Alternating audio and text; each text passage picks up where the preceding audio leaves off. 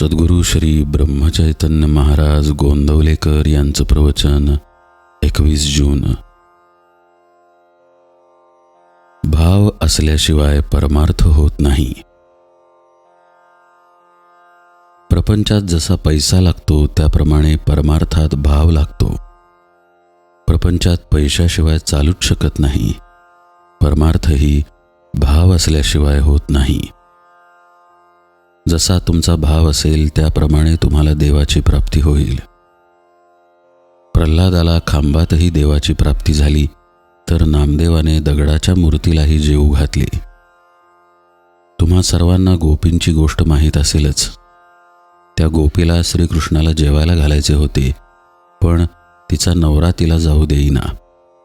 त्यावर तिने सांगितले की हा देह तुझा आहे, परंतु मनावर तुझा ताबा नाही. असे म्हणून ती त्याच्याजवळ देह ठेवून श्रीकृष्णाकडे गेलीच की नाही. त्याप्रमाणे आपण परमार्थात भाव ठेवणे जरूर आहे. पण असे आपण नुसते म्हणून काय उपयोग? तो सर्वव्यापी आहे, सर्वसाक्षी आहे असे आपण म्हणतो, पण आपण पापाचरण करायला भीतो का? तो आपल्याला पाहतो आहे असे पक्के वाटले तर आपल्याकडून कधीतरी पाप होईल का? पण आपल्याला तसे वाटतच नाही. आपल्यासारख्या आस्तिकाला देव हवा असे वाटते खरे, पण हवाच असे वाटत नाही. आपल्या प्रपंचाच्या मदतीसाठी देव हवा असे वाटते. प्रपंच असावाच असे आपल्याला वाटते आणि भगवंत मात्र असला तर बरा असे वाटते. याच्या उलट भगवंत असावाच आणि प्रपंच असला तर बरा असे वाटायला पाहिजे. प्रपंचाची आवड असू नये, पण प्रपंचातल्या कर्तव्याची आवड असावी.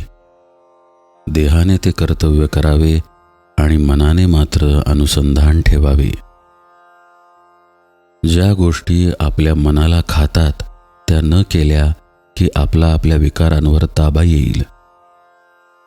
भगवंताच्या देखत आपल्याला करायला लाज वाटणार नाही अशीच कृती आपण करावी. ज्यांना व्याप आहे ते लोक रडतात आणि ज्यांना व्याप नाही तेही लोक रडतात. मग सुख कशात आहे? पैसा सुख देतो का? पैसा मिळवणे कठीण, मिळाला तरी तो कायम राहील का त्याची शाश्वती नाही. पैशाप्रमाणेच इतर सर्व वस्तूंची गोष्ट आहे. सर्व सुखी असा प्रपंचात कोण आहे? प्रत्येकाचे काही ना काहीतरी गाऱ्हाणे आहेच. प्रत्येकाला आशा वाटते की मी उद्या आजच्यापेक्षा सुखी होईन. तो कधी पूर्ण सुखी होत नाही. त्याचे गाऱ्हाणे कधी संपत नाही. प्रपंचातल्या सर्व वस्तू नाशवंत आणि दुःखरूप अशा आहेत. म्हणूनच प्रपंच असत्य आहे. हा अनुभव प्रपंच देतो. त्या अनुभवाने प्रपंचात जो आसक्त होत नाही तो सुखी. अनुभव विसरून जो आसक्त होतो तो दुःखी. सुख हे समजुतीमध्ये आहे आणि भगवंताचे होणे हीच समजूत तेवढी खरी आहे.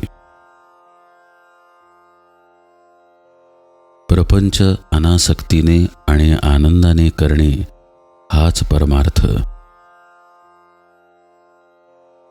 जानकी जीवन स्मरण जय जय राम.